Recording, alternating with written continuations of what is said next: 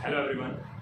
आपने मेरे से जनरल चैप्टर समझा और उसके अंदर आपने मेरे से पर्सनल रियल नॉमिनल के बारे में भी समझा, अकाउंट्स के बारे में।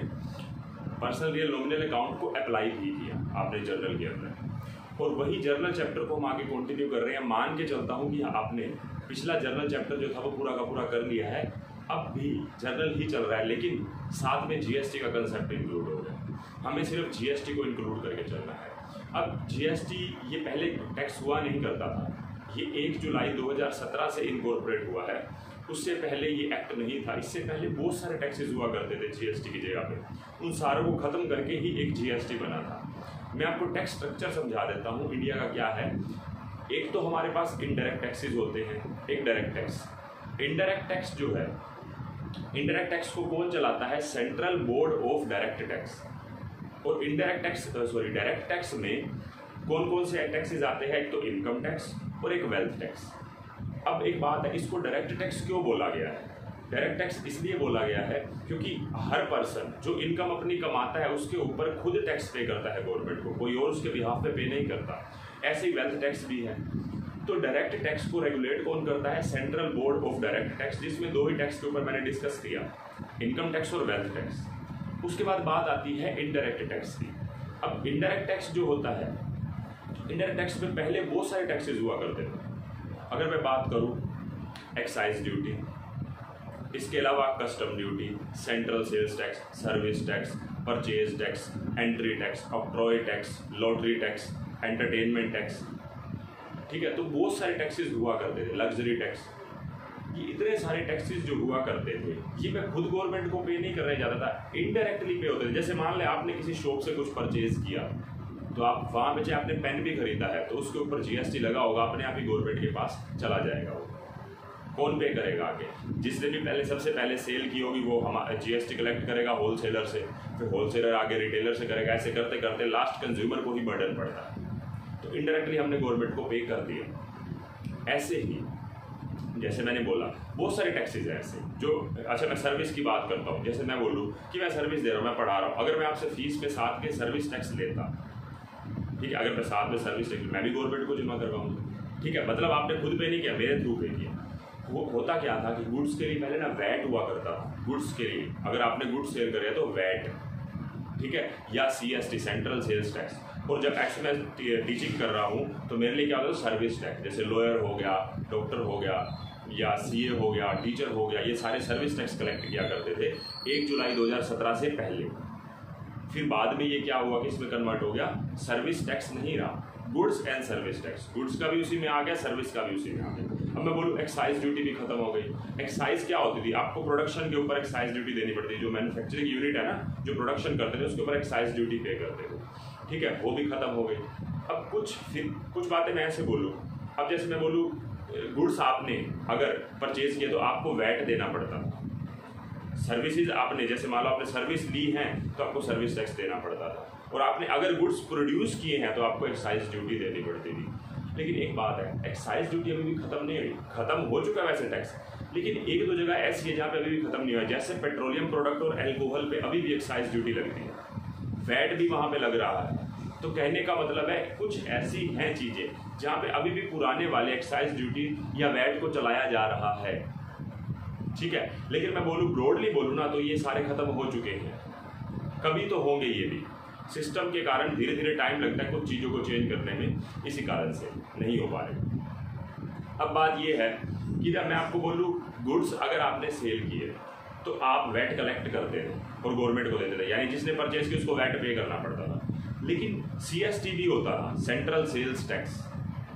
पता क्या होता है गुड्स के केस में ना, थोड़ी कंफ्यूजन ये रहती है कि अगर आपने with in state sale purchase किया ना, जैसे मैं हरियाणा में हूँ, with in state sale purchase किया है ना, तो उसमें क्या होगा? वैट होगा। अगर स्टेट से बाहर होगा तो क्या होगा? सीएसटी होगा, सेंट्रल सेल्स टैक्स। लेकिन आपको एक बात और बता दूं, अब तो वो भी नहीं रहा, ना वैट रहा ना सीएसटी रहा, वो भी किस में कन्वर्ट हो गया? जीएसटी में। तो कहने का मतलब है हमारे बहुत से टैक्सेस थे वो सारे के सारे जीएसटी में चले गए। अब मैं ब्रॉडली कुछ लिखूँ अगर, तो क्या लिखूंगा? डायरेक्ट टैक्स, इनडायरेक्ट टैक्स, इसको कौन रेगुलेट करता है? CBDT, मतलब central board of direct tax. इसका एग्जाम्पल क्या है? इनकम टैक्स और वेल्थ टैक्स। इनडायरेक्ट टैक्स इसको कौन चलाता है? Central board of indirect tax and customs. इसका नाम है, जो इसको चलाता है उसका क्या नाम है? Central board of indirect tax and custom. इसका नाम क्या है? Central board of direct tax. इसका एग्जांपल क्या है?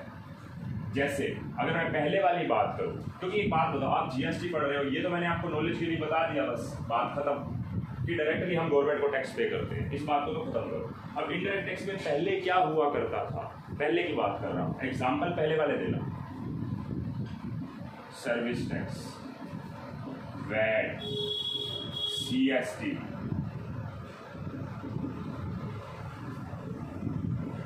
एक्साइज ड्यूटी, कस्टम ड्यूटी,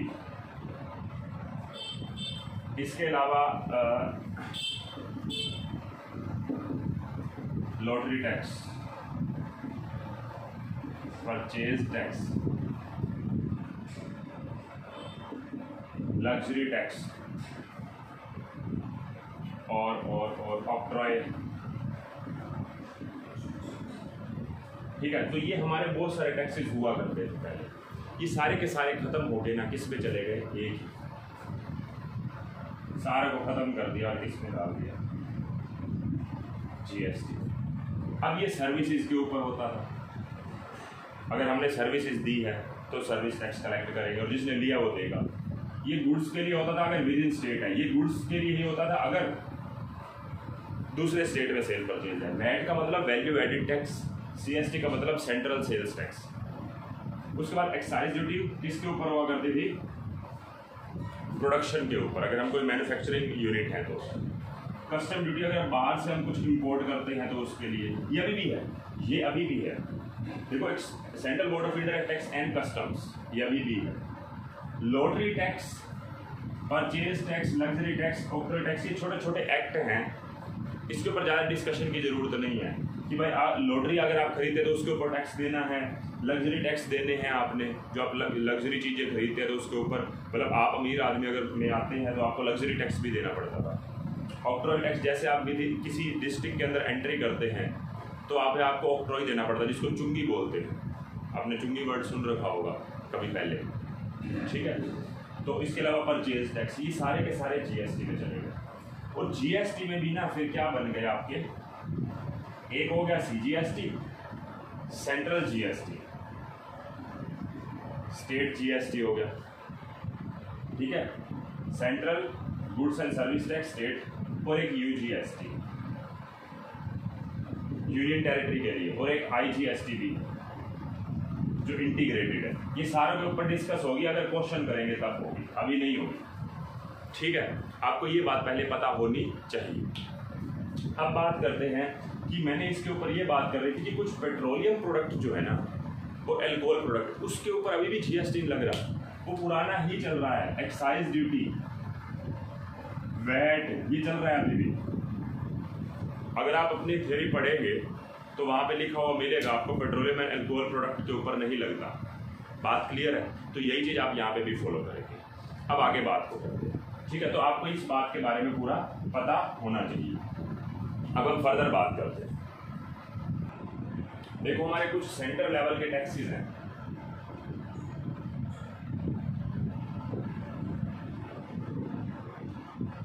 वो हमारे GST में कन्वर्ट हो गया। जैसे एग्जांपल,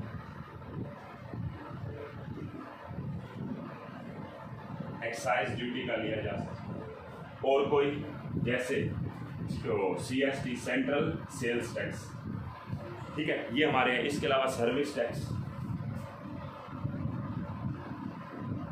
अगर मैं स्टेट लेवल टैक्सेस की बात करूँ, ये सारे के सारे किस में कन्वर्ट हो चुके हैं आज के टाइम पे? GST में। हाँ, वो बात ध्यान रखना कि पेट्रोलियम प्रोडक्ट और अल्कोहल प्रोडक्ट पे तो चलेगा ही।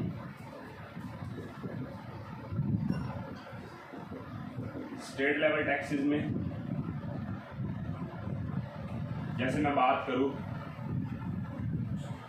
Lottery tax, purchase tax,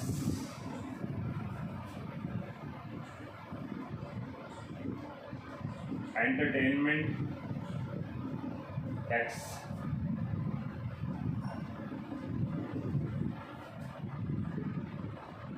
entry tax, जिसको मैंने अभी ऑक्ट्रॉय भी लिखा था, ऑक्ट्रॉय बोलो एंट्री टैक्स बोलो, यानी किसी डिस्ट्रिक्ट में अगर एंट्री होती है तो वहाँ पे हमारे को एंट्री टैक्स देना पड़ता था। ये गुड्स के लिए होता था, जो हैवी गुड्स व्हीकल होते हैं जो सामान लेके आते हैं। ठीक है, लॉटरी टैक्स हो गया, एंट्री टैक्स हो गया, परचेज टैक्स हो गया, एंटरटेनमेंट टैक्स हो गया। इसके अलावा आपका स्टेट लेवल में हो गया वैट, और मेरे माइंड में जैसे आ नहीं रहा तो और भी बहुत है।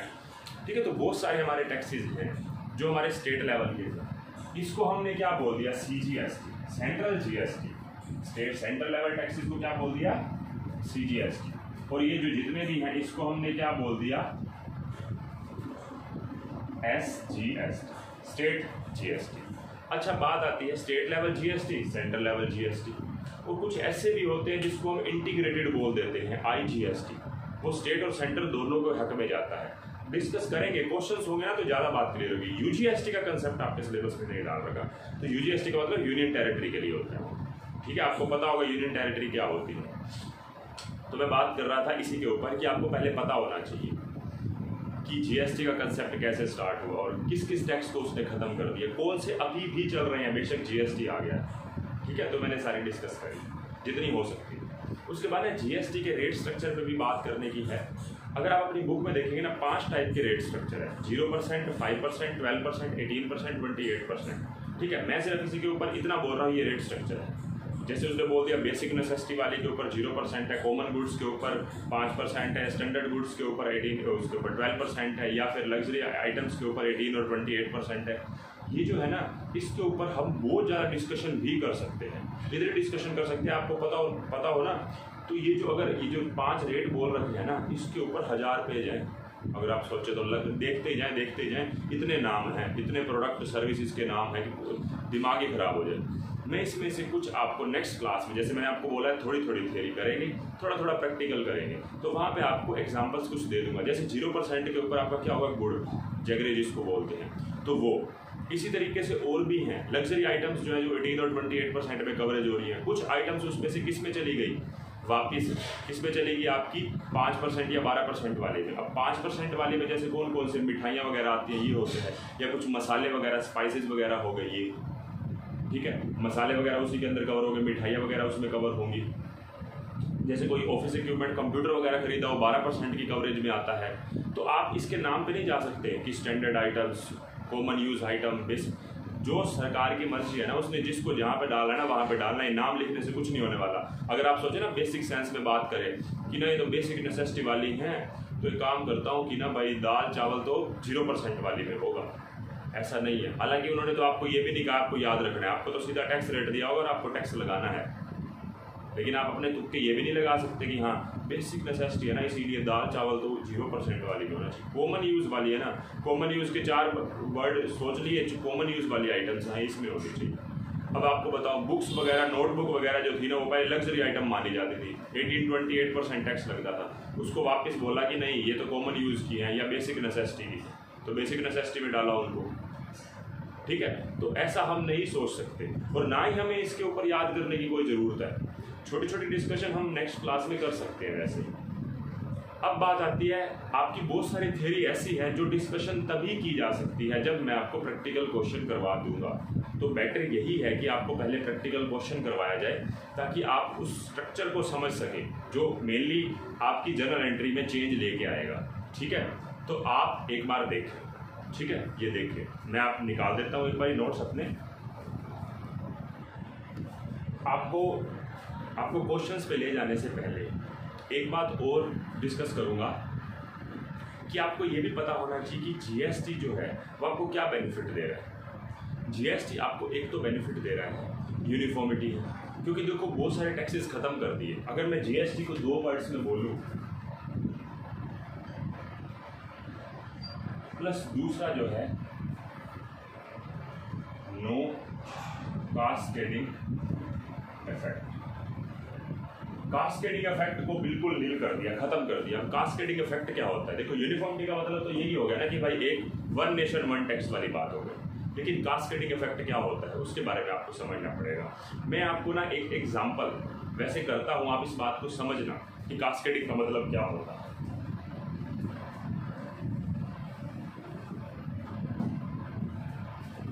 देखो आप ना 100 रुपए के गुड्स कोई मैन्युफैक्चर करते हैं, आपको कॉस्ट पड़ती है 100 रुपए, ठीक है। उसमें आपका मार्जिन है, मतलब प्रॉफिट मार्जिन है 20 रुपए, तो आप उसको कितने में सेल्स करेंगे? 120 रुपए। ये मिस्टर एक्स इसको 120 में सेल करेगा, लेकिन साथ में ना जीएसटी भी है। अब मैं एग्जांपल के लिए ले रहा हूँ 10%, आप ये मान के चले कि 10% है नहीं स्ट्रक्चर पे, मैं वैसे ही ले रहा हूँ। तो देखो 120 रुपए के गुड्स है ना, इसको जीएसटी साथ के साथ कलेक्ट करना है। जिसको बेचेगा, इसने वाई को बेचा तो 10% साथ में ऐड कर दो, तो मतलब इसको जीएसटी कितना मिलेगा? 12 रुपये। तो टोटल इसको कितने मिले? 132 रुपये। मुझे एक बात बताओ, जब इसको 132 रुपये मिले हैं, सोच के बताना, जब इसको 132 रुपये मिले, क्या इसकी जेब में जाने हैं क्या ये 12 रुपये? ये जीएसटी के नाम के जो इसको मिले हैं 12 रुपये, तो टोटल आपको मिले 132 रुपये। आपने तो 20 रुपये मार्जिन कमाया था 100 के ऊपर, ये 12 रुपये जो मिले ये तो गवर्नमेंट को देगा, प्रैक्टिकल बात है। अब वाई को ये कितने का पड़ा आपके अकॉर्डिंग, जो आपकी सोच आ रही है मुझे बताओ। वाई ने अपनी जेब से कितने दिए हैं? 132 रुपये दिए। अब ये चाहता है कि मैंने भी 20 रुपये मार्जिन कमाना है, इसने इसको 152 रुपये बोल दिए, ठीक है। 152 रुपये, फिर ये जिसको सेल कर रहा है उससे 10% कमाएगा। मैं 15 रुपये लिख देता हूँ, 0.2 नहीं लिखता। तो 152 ये 167 रुपये में बेचेगा, जिसमें से 15 ये गवर्नमेंट को देगा। अब वाई के बाद जेड को कितने का पड़ा? 167 रुपये का पड़ा। 167 रुपये मान लो, वो भी 20 रुपये मार्जिन लेता है, तो उसको 187 का, फिर वो उसको 18 रुपये या 19 रुपये लिख देता हूँ, तो ये कितने रुपये कलेक्ट करेगा? 206 रुपये। इस हिसाब से फिर मैं नेक्स्ट बोलता हूँ, जेड के बाद सीधा कंज्यूमर है या लास्ट कस्टमर लिख देता हूँ, कंज्यूमर ही लिख देता हूँ, जिसने लास्ट कंज्यूम करना। 206 रुपये इसने दिए और 206 रुपये की चीज़ इसको पड़ी, मतलब 206 रुपये की चीज़ पड़ी। सोच के देखना, 206 रुपये की पड़ी, इसने 20 रुपये कमाए, इसने 20 कमाए, इसने 20 कमाए, 100 में 20 20 20 160 रुपये। 160 रुपये की चीज़, जो चीज़ 160 रुपये की लास्ट बनती थी, उसके ऊपर 10% के हिसाब से 16 रुपये बनने चाहिए। 10% के हिसाब से आप चेक करके देखिए, 100 में 20 इसने कमाए, 20 ही तो कमाए। इसकी जेब में तो, एक्स की जेब में तो 20 गए, इसकी जेब में भी 20 गए, इसकी जेब में भी 20 गए, ठीक है। इसको अपनी कमाई तो 20 रुपये हुई। जो चीज़ 100 की बनी थी, सोच के देखना, जो चीज़ 100 की बनी थी, 20 + 20 + 20 160 होना चाहिए। 160 रुपये की चीज़ जो है वो 206 रुपये की कस्टमर को पड़ रही है, तो कितने रुपए गवर्नमेंट ले गई? 46 रुपये। 19 और 15 कितने हो गए? 19 और 5 24 और 10 34, 34 और 12 46 रुपये। ये तीनों मिला के 46 रुपये गवर्नमेंट ले गई। इसी को बोलते हैं कास्केडिंग इफेक्ट। कास्केडिंग है इसके अंदर। कास्केडिंग का मतलब क्या है कि गवर्नमेंट डबल टैक्सेशन कर रही है, पहले यहाँ से भी टैक्स ले रही है, फिर इससे भी ले रही है, फिर इससे भी ले रही है। ऐसा कोई स्ट्रक्चर होना कि गवर्नमेंट का टैक्स ज़्यादा ना बने और कस्टमर को चीज़ सस्ती पड़े। अब आप सोच के देखना, दोबारा से मैं एक चीज़ डिस्कस करूँगा, अब आपके माइंड में होनी चाहिए। क्या होगा आप समझ, ये जो चीज़ इसने 12 रुपये की बेची है ना, ये जो चीज़ इसने 12 रुपये की बेची है, इसने 12 रुपये की बेची, इसको 132 रुपये मिले, इसने गवर्नमेंट को दिए कितने रुपये? 12 रुपये। 12 रुपये देने हैं, इसको बोलेगा ये, क्या बोलेगा इसको? ये आउटपुट बोलेगा। आउटपुट का मतलब क्या है? जब आप सेल करते हैं ना, तो आपको जो जीएसटी मिलता है उसको बोलते हैं आउटपुट। ये आपकी, मुझे एक बात बताएं, मैं आपसे एक चीज़ पूछना चाहता हूँ। 120 रुपये के साथ जो 12 रुपये मिले हैं, ये 120 रुपये कौन सा अकाउंट है? पहले तो मुझे ये बताओ। सेल्स है आपका नॉमिनल अकाउंट, इनकम है सेल्स, नॉमिनल अकाउंट है। ये 12 रुपये क्या है? ये 12 रुपये क्या है? ये आउटपुट बोलूँगा मैं इसको। ये आपका नॉमिनल नहीं है, ये आपका पर्सनल अकाउंट है। और ये आपकी लाइबिलिटी है। किसको? गवर्नमेंट को। आपने गवर्नमेंट को पैसा देना है। पर्सनल अकाउंट में तो आता है ना पैसा देना। ये कौन सा है? Representative person. ये गवर्नमेंट को रिप्रेजेंट कर रहा है। आउटपुट CGST या SGST जो भी है, आउटपुट GST ये किसको प्रेजेंट कर रहा है? हालांकि मैं CGST SGST की अभी बात नहीं कर रहा, ठीक है। मैं ये बोल रहा हूँ कि आउटपुट का मतलब जब आपने कलेक्ट किया और गवर्नमेंट को देना है, तो ये आपकी क्या है? ये आपकी पर्सनल अकाउंट है और आपकी लाइबिलिटी है। अब ये जो जिसने खरीदा है ना, ये जो इसने खरीदा है, इसकी मैं बात करता हूँ। इसको ये चीज 120 की ही पड़ी है। अब आप कहेंगे 120 की पड़ी है, ये तो आप गलत बोल रहे हो। 120 की कैसे पड़ी? देखो बात ऐसे है, 120 रुपए की ही पड़ी है। 20 रुपए इसने मार्जिन कमाए हैं। जो इसने 12 रुपए ऊपर जो दिए थे ना गवर्नमेंट को, मतलब इसको दिए थे X को 12 रुपए, वो गवर्नमेंट को देगा। और ये 12 रुपए जो है ना, इसको रिकवर होंगे गवर्नमेंट से। ये जो 12 रुपए इसने कलेक्ट करे हैं, उसको ये बोलता है आउटपुट GST। इस 12 रुपए को ये क्या बोलता है, मैं यहाँ पे अलग से लिख रहा हूँ। ये इसके लिए क्या है? GST में यहाँ पे लिख देता हूँ, यहाँ पे लिख देता हूँ। आउटपुट GST इसका कितना है? 12 रुपए। और इसको ये क्या बोलेगा?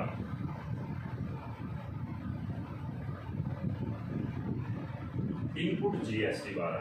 इनपुट का मतलब क्या है? देखो इसने गवर्नमेंट को देने हैं ये 12 रुपए जो कलेक्ट करे हैं Y से। Y भी पता क्या करेगा?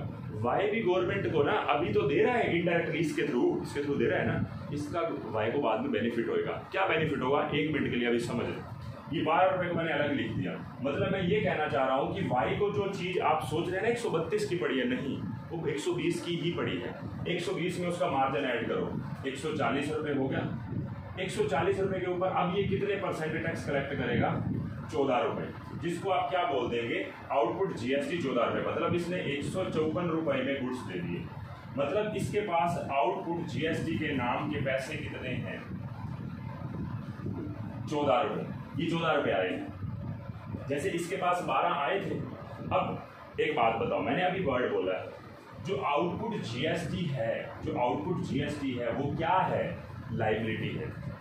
इसी तरीके से इनपुट GST भी क्या है? एसेट है। तो आप कहेंगे एसेट्स किस चीज की? हमने तो दे दिया उसको पैसे। अब आप सोच के देखो, Y ने तो X को 12 रुपए दे दिए थे और मैंने 12 को यहाँ पे कवर भी नहीं किया। आप सोच के देखो ना, 120 रुपए में उसने बेचा था, मैंने 120 का परचेज दिखा दिया अपनी बुक में। जो उसके लिए 120 रुपए सेल है, मैंने 120 को परचेज बोल दिया अपना। उस 12 रुपए को जो X ने Y से कलेक्ट किए थे, Y कहता है ये मेरा खर्चा नहीं है, मैं इसको इनपुट दिखाऊंगा, इनपुट GST। जैसे आउटपुट GST आपके लिए लाइबिलिटी है, वैसे इनपुट GST आपके लिए एसेट है। कैसे? अब समझो इस बात को। आपने 14 रुपए कलेक्ट किए, किससे कलेक्ट किए? Z से। गवर्नमेंट पता क्या कहती है? आपने हमें 14 रुपए देने हैं। जैसे X ने गवर्नमेंट को 12 रुपए देने थे ना, वैसे Y ने भी 14 रुपए देने हैं। लेकिन Y पता क्या कहता है? Y कहता है जी मैंने आपको 12 रुपए तो पहले से दिए हुए हैं। मैंने आपको पहले से 12 रुपए दिए हुए हैं। जब मैंने गुड्स परचेज करे थे, वो मेरा खर्चा नहीं है।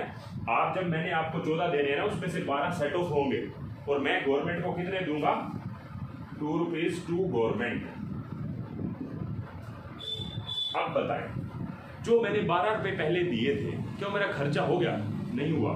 वो मेरे लिए एक एसेट्स थी। मतलब मैं ये कहना चाह रहा हूं कि ये पैसा मुझे गवर्नमेंट से लेना है, गवर्नमेंट से लेना है।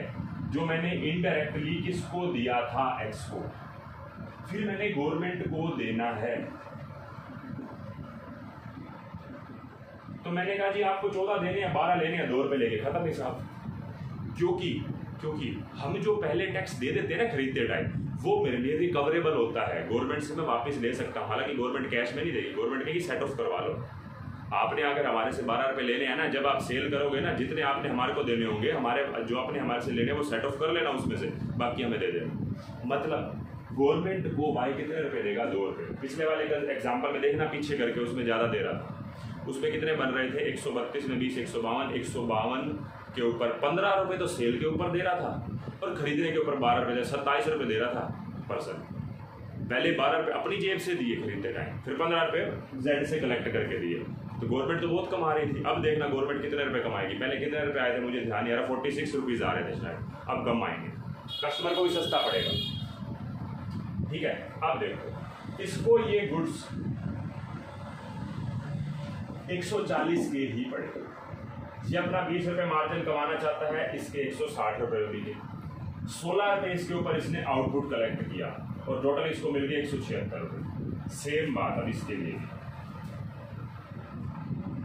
इसने 16 रुपये गवर्नमेंट को देने हैं, लेकिन जब उसने खरीदे थे तो 14 रुपये गवर्नमेंट से लेने भी, तो 2 रुपये गवर्नमेंट को दे देगा। ये कितने रुपये दे देगा? 12 रुपये। एक्स देगा 12 रुपये गवर्नमेंट को, इसके पास कोई इनपुट तो था ही नहीं। ये देगा कितने? 2 रुपये। ये देने वाले पैसे आ रहे, ये देने हैं, ये लेने हैं, और नेट करके हमने जो देना, क्योंकि इसने देने थे, लेने तो कुछ थे नहीं, तो 12 के 12 पे कर दिए। इसने देने थे 14, 12 लेने थे तो 2 रुपये दे दिए। इसने देने थे 16 रुपये, 14 रुपये लेने थे तो 2 रुपये दे दिए। इस तरीके से आगे चलो। अब इस कस्टमर को कितने रुपए के पड़े? इस कस्टमर को ये गुड्स पड़ गए 176 के। अब मत सोचना कि इसको 160 के पड़े, क्योंकि तो लास्ट कंज्यूमर है ना, ये लास्ट कंज्यूमर है, इसने आगे कोई बेचने थोड़ी ना। देखो जिसने गुड्स बेचना होता है ना, उसको इनपुट रखने का फायदा है कि जो इनपुट हमने संभाल के रखा, जो चीज इसको 132 की पड़ती वाई को, वो इसको 120 की क्यों बोल रहा है? क्योंकि 12 रुपये का बेनिफिट कब होगा? जब ये गुड्स को सेल करेगा। जब सेल करेगा ना तो 14 रुपये वहां से आएंगे, 12 कटवा के 2 रुपये देगा, लेकिन इसने कहीं सेल थोड़ी ना करनी है। अब मैं लास्ट कंज्यूमर हूँ, मेरे को तो अपनी जेब से देना पड़ा। आप ये चेक करके देखो, पहले 206 रुपये देने पड़ रहे थे इस कस्टमर को, अब 176 रुपये देने पड़ रहे हैं। पहले गवर्नमेंट 46 रुपीज कलेक्ट कर रही थी, अब सिर्फ 16 रुपये कलेक्ट कर रही है। इसको बोलते हैं नो कास्केडिंग इफेक्ट। अब कास्केडिंग इफेक्ट नहीं है, ठीक है, मतलब डबल टैक्सेशन नहीं है। टैक्स के ऊपर टैक्स लग रहा था, आप खुद सोच के देखो ना। 120 की चीज़ पहले 132 में, फिर 132 रुपये 20 रुपये मार्जिन ऐड किया, 152 रुपये हुआ, फिर 152 रुपये के ऊपर फिर 10% टैक्स बना 15 रुपये। फिर इस तरीके से टैक्स के ऊपर टैक्स लग रहा था। हमने टैक्स के ऊपर टैक्स लगाया नहीं, आप चेक करके देख लो। हमने 120 रुपये की चीज़ को क्यों अलग रखा, 12 को अलग रखा। बिल्कुल टैक्स को बिल्कुल भी नॉर्मल गुड्स में डालने की दिया, आप चेक करके देख लो। सिर्फ लास्ट कंज्यूमर को देना पड़ा बस, क्योंकि वो तो यार यूज करेगा, वो थोड़ा आगे बेचेगा। इसके अलावा आप कहीं पे भी चेक कर लो, 100 की चीज़ 120 की, 120 में इसने 20 रुपये कमाए, 140 में 20 इसने कमाए 160 रुपये। तो ये जो टैक्स था, गवर्नमेंट कह रही है 12 रुपये आपने देने हैं, आपने 14 देने हैं, लेकिन 12 रुपये आप इसको दे ही चुके हो तो 2 रुपये आप हमें दे दो। इसको फिर यही कहा कि आपने 16 रुपये देने, लेकिन 14 रुपये आप ऑलरेडी इसको दे चुके तो 2 रुपये हमें दे दो। 12 ये दे रहा है, 2 ये दे रहा है, 2 ये दे रहा है, बस डबल टैक्स तो हुआ ही नहीं। इसी को बोलते हैं नो कास्केडिंग इफेक्ट। मतलब जीएसटी के 2 फायदे हुए, वन नेशन वन टैक्स, मतलब यूनिफॉर्म चीजें हो गई। दूसरा नो कास्केडिंग इफेक्ट। तो ये चीज़ें आपकी समझ में होनी चाहिए थी।